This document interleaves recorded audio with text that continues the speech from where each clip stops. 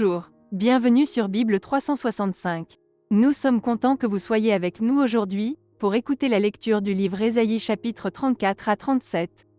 Si vous êtes nouveau, s'il vous plaît abonnez-vous à la chaîne, aimez et partagez-la pour encourager quelqu'un d'autre à écouter la Bible cette année. Bonne écoute. Ésaïe, chapitre 34. Approchez, nations, pour entendre. Peuple, soyez attentifs. Que la terre écoute, elle et ce qui la remplit, le monde et tout ce qu'il produit. Car la colère de l'Éternel va fondre sur toutes les nations, et sa fureur sur toute leur armée. Il les voue à l'extermination, il les livre au carnage. Leurs morts sont jetés, leurs cadavres exhalent la puanteur, et les montagnes se fondent dans leur sang. Toute l'armée des cieux se dissout. Les cieux sont roulés comme un livre, et toute leur armée tombe, comme tombe la feuille de la vigne, comme tombe celle du figuier. Mon épée s'est enivrée dans les cieux. Voici, elle va descendre sur Édom, sur le peuple que j'ai voué à l'extermination pour le châtier. L'épée de l'Éternel est pleine de sang, couverte de graisse, du sang des agneaux et des boucs, de la graisse des reins des béliers. Car il y a des victimes de l'Éternel à Botsra, et un grand carnage dans le pays d'Édom. Les buffles tombent avec eux, et les bœufs avec les taureaux. La terre s'abreuve de sang, et le sol est imprégné de graisse. Car c'est un jour de vengeance pour l'Éternel, une année de représailles pour la cause de Sion. Les torrents d'Édom seront changés en poix, et sa poussière en soufre, et sa terre sera comme de la poix qui brûle. Elle ne s'éteindra ni jour ni nuit, la fumée s'en élèvera éternellement. D'âge en âge, elle sera désolée, à tout jamais personne n'y passera. Le pélican et le hérisson la posséderont, la chouette et le corbeau l'habiteront. On y étendra le cordeau de la désolation et le niveau de la destruction. Il n'y aura plus de grand pour proclamer un roi, tous ses princes seront anéantis. Les épines croîtront dans ses palais, les ronces et les chardons dans ses forteresses. Ce sera la demeure des chacals, le repaire des autruches. Les animaux du désert y rencontreront les chiens sauvages, et les boucs s'y appelleront les uns les autres. Là le spectre de la nuit aura sa demeure, et trouvera son lieu de repos. Là le serpent fera son nid, déposera ses œufs, les couvera, et recueillera ses petits à son ombre. Là se rassembleront tous les vautours. Consultez le livre de l'Éternel, et lisez. Aucun d'eux ne fera défaut, ni l'un ni l'autre ne manqueront, car sa bouche l'a ordonné. C'est son esprit qui les rassemblera. Il a jeté pour eux le sort, et sa main leur a partagé cette terre au cordeau. Ils la posséderont toujours. Ils l'habiteront d'âge en âge. Ésaïe, chapitre 35. Le désert et le pays aride se réjouiront. La solitude s'égayera et fleurira comme un narcisse. Elle se couvrira de fleurs et tressaillera de joie, avec chants d'allégresse et cris de triomphe. La gloire du Liban lui sera donnée, la magnificence du Carmel et de Saron. Ils verront la gloire de l'Éternel, la magnificence de notre Dieu. Fortifiez les mains languissantes et affermissez les genoux qui chancellent. Dites à ceux qui ont le cœur troublé, prenez courage, ne craignez point. Voici votre Dieu, la vengeance viendra, la rétribution de Dieu. Il viendra lui-même et vous sauvera. Alors s'ouvriront les yeux des aveugles, s'ouvriront les oreilles des sourds. Alors le boiteux sautera comme un cerf, et la langue du muet éclatera de joie. Car des eaux jailliront dans le désert, et des ruisseaux dans la solitude. Le mirage se changera en étang, et la terre desséchée en source d'eau. Dans le repaire qui servait de gîte aux chacals, croîtront des roseaux et des joncs. Il y aura là un chemin frayé, une route, qu'on appellera la voie sainte. Nul impur n'y passera. Elle sera pour eux seuls. Ceux qui la suivront, même les insensés, ne pourront s'égarer. Sur cette route, point de lion. Nulle bête féroce ne la prendra, nul ne s'y rencontrera. les délivrés y marcheront. Les rachetés de l'Éternel retourneront, ils iront à Sion avec chant de triomphe, et une joie éternelle couronnera leur tête. L'allégresse et la joie s'approcheront, la douleur et les gémissements s'enfuiront. Ésaïe, chapitre 36. La 14e année du roi Ézéchias, Sanchérib, roi d'Assyrie, monta contre toutes les villes fortes de Juda et s'en empara. Et le roi d'Assyrie envoya de Lachis à Jérusalem, vers le roi Ézéchias, Rabshaké avec une puissante armée. Rabshaké s'arrêta à l'aqueduc de l'étang supérieur, sur le chemin du champ du Foulon. Alors Éliakim, fils de Hilkija, chef de la maison du roi, se rendit auprès de lui, avec Shebna, le secrétaire, et Joach, fils d'Azaph, l'archiviste. Rabshaké leur dit : « Dites à Ézéchias, ainsi parle le grand roi, le roi d'Assyrie. Quelle est cette confiance sur laquelle tu t'appuies ? Je te le dis, ce ne sont que des paroles en l'air. Il faut pour la guerre de la prudence et de la force. En qui donc as-tu placé ta confiance pour t'être révolté contre moi ? Voici, tu l'as placé dans l'Égypte. Tu as pris pour soutien ce roseau cassé qui pénètre et perce la main de quiconque s'appuie dessus. Tel est Pharaon, roi d'Égypte, pour tous ceux qui se confient en lui. Peut-être me diras-tu, c'est en l'Éternel, notre Dieu, que nous nous confions. Mais n'est-ce pas lui dont Ézéchias a fait disparaître les hauts lieux et les autels, en disant à Juda et à Jérusalem, « Vous vous prosternerez devant cet autel ». Maintenant, fais une convention avec mon maître, le roi d'Assyrie, et je te donnerai 2000 chevaux si tu peux fournir des cavaliers pour les monter. Comment repousserais-tu un seul chef d'entre les moindres serviteurs de mon maître ? Tu mets ta confiance dans l'Égypte pour les chars et pour les cavaliers. D'ailleurs, est-ce sans la volonté de l'Éternel que je suis monté contre ce pays pour le détruire ? L'Éternel m'a dit, « Monte contre ce pays et détruis-le. » Éliakim, Shebna et Joar dirent à Rabshaké, « Parle à tes serviteurs en araméen, car nous le comprenons, et ne nous parle pas en langue judaïque aux oreilles du peuple qui est sur la muraille. » Rabshaké répondit, « Est-ce à ton maître et à toi que mon maître m'a envoyé dire ces paroles ? N'est-ce pas à ces hommes assis sur la muraille pour manger leurs excréments et pour boire leur urine avec vous ?»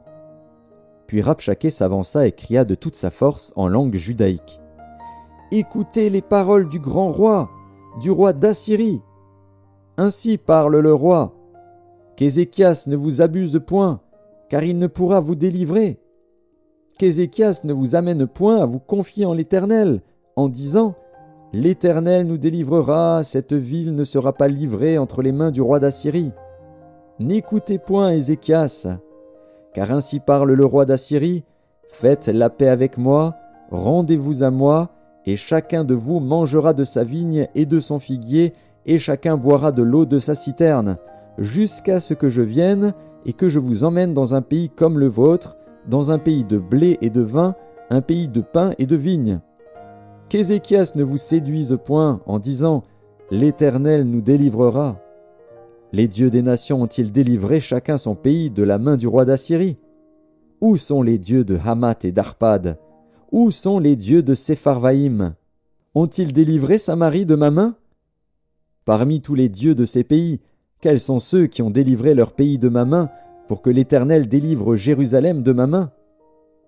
Mais ils se turent et ne lui répondirent pas un mot, car le roi avait donné cet ordre, « Vous ne lui répondrez pas. » Et Éliakim, fils de Hilkija, chef de la maison du roi, Shebna, le secrétaire, et Joar, fils d'Azaph, l'archiviste, vinrent auprès d'Ézéchias, les vêtements déchirés, et lui rapportèrent les paroles de Rabshaké. Ésaïe, chapitre 37. Lorsque le roi Ézéchias eut entendu cela, il déchira ses vêtements, se couvrit d'un sac, et alla dans la maison de l'Éternel. Il envoya Éliakim, chef de la maison du roi, Shebna, le secrétaire, et les plus anciens des sacrificateurs, couverts de sacs, vers Ésaïe, le prophète, fils d'Amoz. Et ils lui dirent, « Ainsi parle Ézéchias, ce jour est un jour d'angoisse, de châtiment et d'opprobre, car les enfants sont près de sortir du sein maternel, et il n'y a point de force pour l'enfantement. Peut-être l'Éternel, ton Dieu, a-t-il entendu les paroles de Rabshakeh, que le roi d'Assyrie, son maître, a envoyé pour insulter le Dieu vivant, et peut-être l'Éternel, ton Dieu, exercera-t-il ses châtiments à cause des paroles qu'il a entendues. Fais donc monter une prière pour le reste qui subsiste encore. Les serviteurs du roi Ézéchias allèrent donc auprès d'Ésaïe. Et Ésaïe leur dit, « Voici ce que vous direz à votre maître. Ainsi parle l'Éternel. Ne t'effraie point des paroles que tu as entendues et par lesquelles m'ont outragé les serviteurs du roi d'Assyrie. Je vais mettre en lui un esprit tel que, sur une nouvelle qu'il recevra, il retournera dans son pays, et je le ferai tomber par l'épée dans son pays. » Rabshakeh, s'étant retiré, trouva le roi d'Assyrie qui attaquait Libna, car il avait appris son départ de Lachis. Alors le roi d'Assyrie reçut une nouvelle au sujet de Tirhaka, roi d'Éthiopie. On lui dit, « Il s'est mis en marche pour te faire la guerre. » Dès qu'il eut entendu cela, il envoya des messagers à Ézéchias, en disant, « Vous parlerez ainsi à Ézéchias, roi de Juda. Que ton Dieu, auquel tu te confies, ne t'abuse point en disant, « Jérusalem ne sera pas livrée entre les mains du roi d'Assyrie. » Voici, tu as appris ce qu'ont fait les rois d'Assyrie à tous les pays, et comment ils les ont détruits. Et toi, tu serais délivré? Les dieux des nations que mes pères ont détruites les ont-ils délivrés? Gozan, Charan, Retsef, et les fils d'Éden qui sont à Télassar? Où sont le roi de Hamath, le roi d'Arpad, et le roi de la ville de Sepharvaïm, d'Ena et d'Ivva? Ézéchias prit la lettre de la main des messagers et la lut. Puis il monta à la maison de l'Éternel et la déploya devant l'Éternel, à qui il adressa cette prière. Éternel des armées, Dieu d'Israël, assis sur les chérubins, c'est toi qui es le seul Dieu de tous les royaumes de la terre, c'est toi qui as fait les cieux et la terre.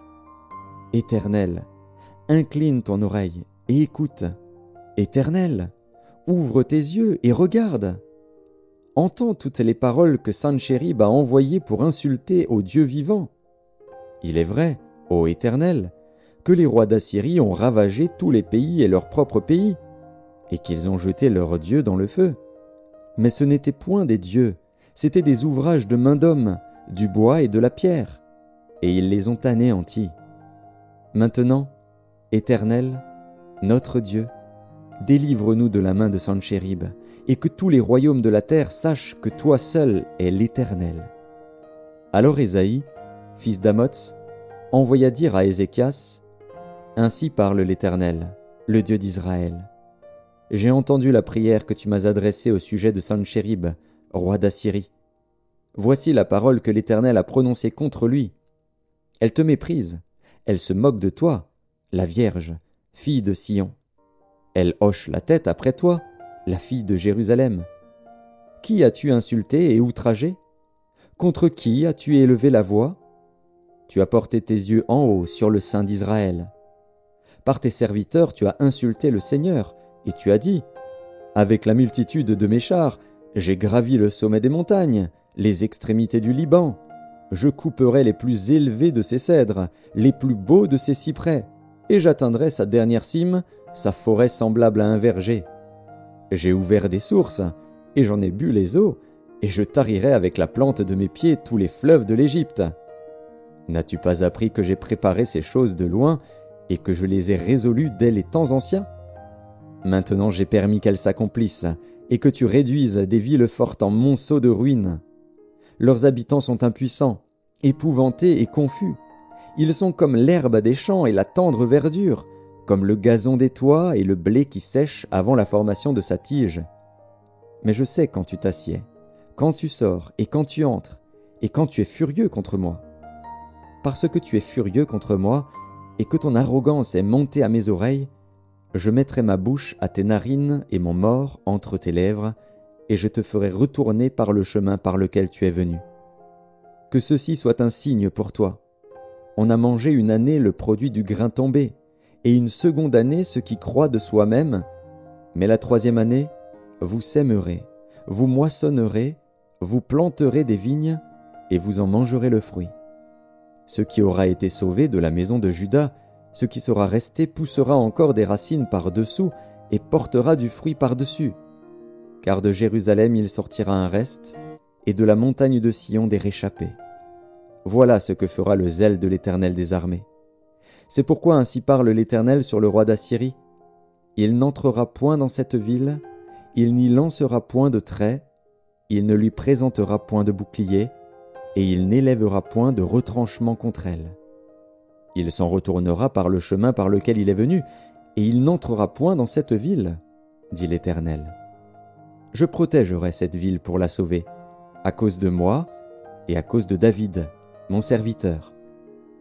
L'ange de l'Éternel sortit et frappa dans le camp des Assyriens 185 000 hommes. Et quand on se leva le matin, voici, c'étaient tous des corps morts.